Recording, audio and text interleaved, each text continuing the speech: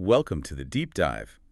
Today we're jumping into something pretty big, a real event album release. Taylor Swift's 12th studio album, The Life of a Showgirl. Or TLOASG, yeah. Dropped October 3rd, 2025. And it really felt like a moment where art and commerce just collided head on. Definitely. So our mission today is to kind of cut through all that noise. We want to tackle the two huge narratives swirling around this album. Exactly. First, there's the music itself, the actual content, which marks this pretty significant change in how she's telling her story. And second, you just can't ignore the massive debate about her business strategy. Super polarizing, but wow, also incredibly successful in terms of numbers. Oh, absolutely record-breaking. The anticipation was, well, it was off the charts, even for her. Right. TLOASG actually broke her own record for pre-saves on Spotify. It topped the Tortured Poets department, which is saying something. She just keeps raising the bar for hype. But, and this is the key thing, the reception was instantly divided. Yeah, that's why we're doing this deep dive, isn't it? It wasn't just a release. It was like an immediate cultural split. It was fascinating. You had one camp, fans, some critics, totally thrilled. They saw the return to Max Martin and Shellback, those big pop producers. Her go-to guys for hits. Exactly. They heard it as like perfect pop, a real return to form. But then almost immediately the other side spoke up. The backlash. Yeah. A lot of people, maybe those who preferred the folklore or Evermore vibe or even poets. More introspective stuff. Right. They found TLOASG kind of lackluster. And the criticism really honed in on the lyrics. Some sources called them tacky, even a letdown compared to her more recent, maybe more literary work. It definitely signals a new era, though. Mm. The promise was this blend, wasn't it? Like the catchiness of 1989, mixed with this sort of nostalgic feel of Red, and then that allure of Reputation. It's like she's looking back at her whole journey to becoming this showgirl. But the biggest shift, the thing really driving everything, is the theme. The contentment, yeah. It's huge for her story. I mean, for so long, her brand was tied up with heartbreak, with turbulence. Now she's moving away from the bleak feel of the last album to this very clear stated happiness. The engagement to Travis Kelce seems central to that. Anxiety's out, stability's in. Which sets up the big question we need to unpack. Exactly. Can an artist really be this, deeply creative, self-aware person and also the ultimate salesperson, the mogul at the same time? That's the tension. The whole album, the rollout, it's all about that conflict. Okay, so let's tackle the arc first. Part one. The new narrative. Contentment, fame, those producer choices. If you just look at the themes, it's such a stark contrast to the last couple of albums. You really feel this shift towards genuine happiness, hope for the future. She's definitely closing the door on the breakup era, the romantic chaos. It's a new chapter. And that stability, that sense of peace, it seems like that's what maybe led her back to those big pop sounds. That's what the sources suggest, yeah. Back to Max Martin and Shellback, the guys who can deliver those huge, polished anthems. But that sound itself became a flashpoint. For fans wanting another 1989 or Midnights, it was perfect. Confident, arena-ready pop. They loved it. But then you had critics, like in the Guardian Gazette, saying it felt too glossy, maybe even lackluster. Like the sound didn't quite match the maybe quieter happiness she was singing about? Exactly. There's a potential clash there. If you're singing about the intense pressures of fame, which she does a lot on this album, right, does that huge, slick production sometimes undermine the vulnerability she's trying to show? Making a massive pop record about finding simple peace is, well, it's a contradiction. And that theme of celebrity pressure, it's unavoidable, especially on the track Elizabeth Taylor. Oh, yeah. That one's pretty direct. It's all about that crushing weight of living your life under a microscope. Using Elizabeth Taylor, the icon? Ah. That's smart. Someone whose entire life, especially your love life, was just constant public fodder. Yeah. All those marriages. 7 times, almost, yeah. It was pure spectacle. And Swift seems to be saying, I get that. I know what it's like to have your relationships picked apart by the whole world. And she nails that timelessness of fame pressure with that one lyric, you're only as hot as your last hit, baby. Right. It's so blunt. And by linking herself to Taylor, who was famous decades earlier in a totally different media age. Yeah, pre-internet, pre-social media. She's basically saying this pressure, this anxiety about staying relevant, it's the same curse for any massive star, no matter the era. It kind of universalizes her specific situation. She's not just complaining about being famous, she's tapping into a historical pattern. And she talks about that feeling, that paradox of having Everything and nothing all at once. All the success, the money, but lacking that stable partnership. That core human need. The chorus feels like she's almost asking Taylor's ghost, can love even survive this level of scrutiny? It does humanize the spectacle, definitely. But again, it's wrapped in this massive, glossy pop package, which is interesting. Okay, let's get into the tracks themselves, part 2, the track-by-track deep dive. And we have to start with the Travis Kelce songs, right? The whole Love and Luck theme. Absolutely. These songs are the heart of that narrative shift. The first single, The Fate of Ophelia, is just, wow, it's a masterclass in weaving personal story with literary references. Taking Ophelia from Hamlet, the character consumed by love who ultimately drowns. That's a heavy parallel to draw. It is. But Swift uses it to frame her own past. She sings about feeling like she was lingering in purgatory, sort of drowning in melancholy, the career ups and downs, the relationship drama. Until Kelce. Until Kelce saved her, as the song puts it. It's a pretty dramatic retelling of her mental state before him. And she loads it with Easter eggs, of course, that Keep It 100 line. Which she explained later was her number 13, plus his jersey number 87. Classic Swift math. And the video. Catching a football, the picture of him on her vanity, and the whole look, inspired by that famous Ophelia painting by Millay. John Everett Millay, yeah. The video even opens referencing it. It's this blend of high art and very specific fan lore. And it clearly worked. Over 100 million Spotify streams in just 5 days. Yeah. It landed exactly how she wanted it to. It really validated this new, happier direction for a lot of fans. Then you get Opalite, track 3, much more upbeat. Yeah, total optimism boost. The title itself, Opalite, that light, clear stone, it's about finding clarity. Exactly. Right? Life's messy, the path isn't straight, but finding love makes everything clearer, makes the sky look opalite. It feels like she's almost reassuring Kelce about the chaos surrounding them. That line, this is just a temporary speed bump. But failure brings you freedom, and I can bring you love, love, love, love, love. Don't you sweat it, baby. It's all right. Yeah, it's very protective. She's the strong one here. And she subtly brings in his past, too, right? Referencing an ex who wasn't committed. It serves to highlight why their relationship is different, why it's working. Both are supposedly all in, unlike past situations. It uses past drama to frame present peace. Then there's Wood. Pure fun pop. Pure fun, yeah. And the sources point to a lot of double entendres, kind of cheeky nods to their physical relationship. Very playful, very confident. And she gets a career nod in there, too, with the New Heights lyric. Referencing his podcast with his brother, yeah. Clever. But the main theme is really about luck and superstition. Black cats stepping on cracks, wishing on stars. All that stuff. Right. But the twist is she doesn't need luck anymore because she's found love. And that production detail is brilliant. The knock. Yeah. When she sings, I ain't got a knock on wood, you hear that little 2-beat knock knock in the background. It just perfectly underscores the line. It's that attention to detail her fans just eat up. Okay, let's shift focus a bit.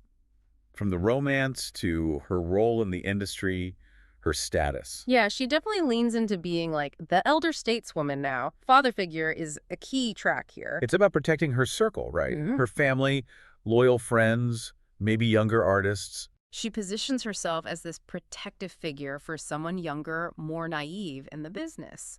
And of course, that sparked tons of speculation. Gracie Abrams, Sabrina Carpenter. Carpenter's even on the album later. Exactly. Carpenter seems the most likely guess for many fans. It's a powerful stance, not just mentor, but protector. And then, track 5, the big one, Eldest Daughter. You know it's going to be emotional just from the track number. Absolutely. Track 5 is sacred ground for Swifties. And musically, it delivers on that vulnerability. It's got that nostalgic, acoustic feel, almost like the Fearless days. But the lyrics, that people-pleasing heart. And the line, every eldest daughter was the first lamb to the slaughter. That hits hard, doesn't it? It taps into that real feeling of responsibility, the pressure on the oldest kid to figure things out first, to be the example. But she connects that personal family dynamic to her industry role, too. Precisely. She's the older sister in music now, constantly having to reinvent herself, manage the scrutiny, put on a new face for every album cycle. That line about being afflicted by a terminal uniqueness, I've been dying just from trying to seem cool. That sounds exhausting. It's a confession of how tiring it is to keep up the cool girl facade that fame demands. That mix of personal and professional pain is really her sweet spot. Okay, let's dig into some of the deeper cuts, the ones with maybe hidden meanings. Ruin the Friendship. Yeah, this one's interesting because it sounds so upbeat, so catchy. But the story behind it, or the rumored story, is quite tragic. It's about her high school friend, Jeff Lang, who some fans think she had feelings for but never said anything. That's the theory. And the darkness comes in when you connect him to other much sadder songs like Forever Winter or Bigger Than the Whole Sky. He reportedly struggled with depression and died from an overdose. So this upbeat song about not wanting to risk a friendship suddenly feels incredibly heavy, maybe filled with regret. It really changes how you hear it. Swift herself gave a more general explanation about just fearing disruption in high school, but the advice at the end. And my advice is to always answer the question.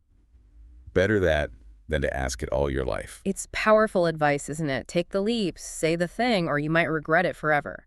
Heavy stuff hidden in a pop song. Okay, total mood shift now. Yeah. Actually romantic. This one's supposed to be funny, right?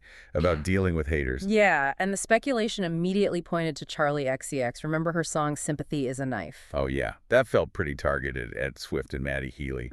Lines about not wanting to see her backstage at my boyfriend's show. Very pointed. So actually romantic feels like Swift's response, flipping it around, saying the obsession, the hate is almost cute. She denied it was about Charlie specifically, saying it's just about anyone who's fixated on hating you. But the message is clear. She's reclaiming the power, finding amusement in it. Very reputational. But maybe lighter, yeah. Then there's One Leather, which she called her most emotional track, her idea of utopia. And it sets up that contrast. Other celebs wanting the yacht life, the chopper blades, the Balenci shades. Right, all the trappings of extreme wealth. And she contrasts that with her supposedly simple wish. Just Kelce and a couple kids. We'll definitely come back to how believable that is later. Yeah, But for the song's narrative, it's about finding simple happiness after past failures. yeah, she references thinking she had it right once, twice, but I did not. It frames her current relationship as the hard-won prize. Pretty straightforward track, emotionally. Now for the edge. Cancelled. This is the Reputation throwback track. Musically maybe a bit bland, but lyrically sharp. Intense, yeah. Cutting. The message is all about loyalty when things get tough online. That chorus, good thing I like my friends canceled. I like them cloaked in Gucci and in scandal. Bold statement. And of course, everyone tried to guess who it's about. Blake Lively and that drama with her co-star Justin Baldoni was a popular theory. Could be. But the core idea is her definition of real friendship.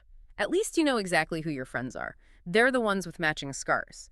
It's about sticking together through public storms. Powerful theme. And quickly, honey, just a sweet one. Yeah, pretty simple. Contrasting how others might say honey passive-aggressively versus how Kelce says it and means it, you give it a different meaning because you mean it when you talk. Small moment, but reinforces the relationship's sincerity theme. Okay, wrapping up the tracks. The Closer, the title track, The Life of a Showgirl, featuring Sabrina Carpenter. And this one's interesting because it's fictionalized. About a pop star named Kitty navigating the tough parts of the industry. Pain hidden by the lipstick and lace, the more you play, the more that you pay. That sums up the cost, doesn't it? It really does. It speaks to the hidden sacrifices behind the glamorous image, and the ending is just perfect. You applause. Yeah, actual audience applause recorded at the very last Eras tour show in December. It just ties the fictional story right back to her own reality, like a final curtain call. So artistically, it's a complex album. Lots of vulnerability, celebration, reflections on fame. But the way it was delivered, that's a whole other story. Exactly. That brings us crashing into part 3, the business of a billionaire. This is where the conversation really shifted from the art to the commerce. And you have to start with the numbers. How many variants were there? Get this, 38. 38 different versions of TLOASG. 27 physical vinyl colors, CDs, bonus tracks, you name it, and 11 digital versions. 38. Wow. And if you were a diehard fan trying to collect them all, Uh-huh. what did that cost? Our rough estimate, probably a low ball, is around $377. To own every single official version, that's a lot of money for one album. It's staggering. And the variant titles themselves tell the story, don't they? Deluxe So, Punk on the Internet, Digital. Or that vinyl. The Sweat and Vanilla Perfume, Portofino, Orange Glitter vinyl, yeah. The names alone scream collectible, not just music. It's about selling uniqueness, status. Which leads right into the sales tactics. Limited availability. Oh, yeah. Intense pressure. Many variants were only sold for super short windows, sometimes just 24 hours, and her website would have these countdown clocks ticking. Creates that FOMO, that fear of missing out. You have to buy it now. Exactly. Now, the argument for this, the fan service angle, is that these are special items. They give fans bragging rights, maybe even investment potential down the line. And that collectible market for Swift stuff is real. That rare Long Pond Studio Sessions vinyl. Currently going for over $550 online, yeah. It's wild. Or even weirder, that Papa John's pizza box from 2012 with the red cover on it, selling for over $500 on eBay. It's absurd, but it shows the power of her brand. Anything associated with her becomes potentially valuable memorabilia. People are buying the connection, not just the item. But the flip side, the criticism, is that this feels manipulative, like it's exploiting the dedication of her fan base, turning listening into just collecting. Compulsive buying. And you have to see this in the bigger industry picture, especially with the Billboard charts. Using tons of variants to guarantee a #1 debut really took off after early 2020. When COVID stopped touring. Right. Touring was the main income stream. So labels doubled down on maximizing those first week physical and digital sales using variants. And it's not just Taylor doing this, is it? No, definitely not. Travis Scott, Fall Out Boy, they both released over 30 physical variants for their 2023 albums. It's become a common tactic for major artists. And K-pop groups have really mastered it too. Oh, absolutely. P1 Harmony, a smaller group, hit the top 10 with an EP almost entirely through physical sales via variants. They sold something like 40,000 units total, but 39,000 were physical copies. And then the album probably dropped off the chart the next week. Pretty much. It shows how chart success now can be heavily engineered in that first week. It's less about sustained popularity and more about mobilizing that core fan base for a huge initial push, a smash and grab, like you said. Okay, so if other big artists and K-pop groups are doing it, why does Taylor get so much flack for it? Why is she the lightning rod? Well, partly because she's just the biggest. She's the main character, as one critic put it. Everything she does is magnified. So she becomes the symbol for industry problems. Yeah, exactly. It becomes proxy rage. People aren't just mad at Taylor Swift. They're mad at billionaires. They're mad at a music industry where it's so hard for smaller artists to make a living from streaming. While she's selling $377 worth of variants. Right. And that creates this real tension, the product versus artist conflict. Think about other celeb billionaires, Rihanna, Selena Gomez. They often build empires through separate beauty lines or other ventures. But Taylor's billion came primarily from music, right? Touring, album sales, the movie. Almost entirely. She insists she's a musician first, but then releasing 38 variants makes the music itself feel like, well, like a product line. Has she ever addressed this criticism directly? Sort of. When pushed on it, she basically said she's not the art police. The implication seemed to be that in today's market, you do what you have to do to stay on top. Like any publicity is good publicity during release week. That seemed to be the gist. Anyone saying her name, talking about the album is helping, regardless of why they're talking. Commercial success seems paramount. Which, ironically perhaps, leads right into the next big issue. Part 4, the relatability crisis and fan burnout. Yeah, all this commerce seems to be taking a toll. Sources suggest a growing number of fans, even lifelong Swifties, are feeling kind of over it, resigned. What's the core issue? The relatability thing. That seems to be a huge part of it. She built her entire career on being relatable, right? Even when singing about specific heartbreaks, there was a universal feeling. Fans felt like they grew with her. But that image sort of blew wide open with this album, some say. The Billionaire Showgirl isn't quite as relatable as the girl singing about high school crushes. Exactly, she crossed some invisible line. And some argue the songwriting itself is starting to suffer because of that distance. How so? Well, the criticism is that her best songs used to be specific but felt universal. Now, albums like TLOASG and even Poets before it are maybe too focused on the unique Taylor Swift experience. Living that hyper-famous, ultra-wealthy life. Right. It's harder to connect with if you're not also a billionaire celebrity. Remember the criticism around Poets being too long, unfocused, having some lyrical clunkers? Oh yeah, the tattooed golden retriever line got a lot of attention. That kind of very specific, maybe slightly awkward detail. Critics argue TLOASG continues that trend. Lots of songs about fame or intense infatuation, but maybe less about the complex, messy feelings everyone experiences. And you just can't forget she's singing about a life most people can't imagine. Which makes that track particularly difficult for some people. Definitely. That's where the critique of inauthenticity really lands. She's singing about wanting a simple life, house in the suburbs, couple of kids. While owning multiple mansions and a private jet? Exactly. Critics say you can buy the whole suburban block if you wanted to. That disconnect between the lyrics and her reality makes the sentiment feel, well, potentially hollow or even calculated. It's harder to buy into the vulnerability narrative when it's coming from someone with such immense privilege and power. Yeah, as one source put it, it's harder for people to not feel exploited when they're buying something within this narrative, billionaire showgirl, compared to when she was the vulnerable woman. It shifts the dynamic. So all this, the variance, the cost, the relatability gap, it leads to burnout. Seems like it. Fans are feeling milked. It's not just the albums, it's the constant cycle. Variants, then the movie release, then the upcoming Disney Plus docuseries about the Eras Tour. It feels like an endless stream of products demanding attention and money. It sounds exhausting just listing it. It does. And the fan suggestion that keeps coming up is surprisingly simple. Take a break. Yeah. Just stop, go away for a while, get married, travel, do normal things, step off the treadmill. Ironically, the most relatable thing she could do now is show she's tired too. That's what some fans are saying. Acknowledge the burnout, show some humanity by needing rest, instead of just producing more content about how exhausting fame is while simultaneously demanding more consumption. It's a fascinating cycle of exhaustion on both sides, the creator and the consumer. It really is. So where does that leave us with TLOASG when you put it all together? It seems like there are two ways to see it, right?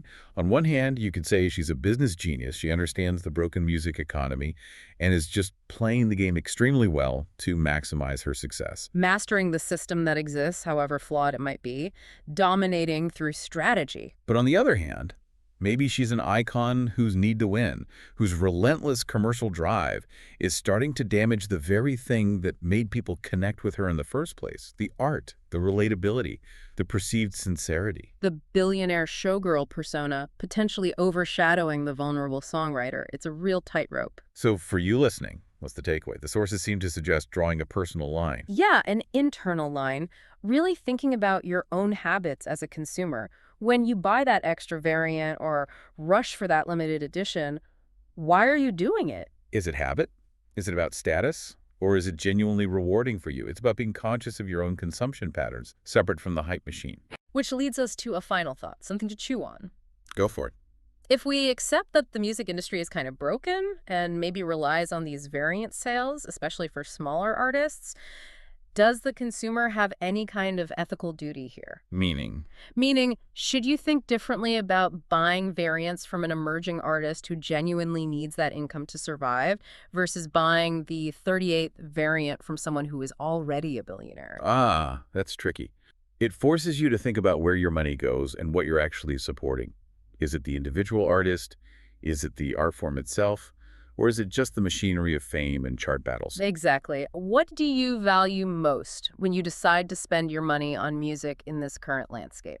Something to consider. Definitely something to consider. Thank you for joining us for this deep dive. We'll see you next time.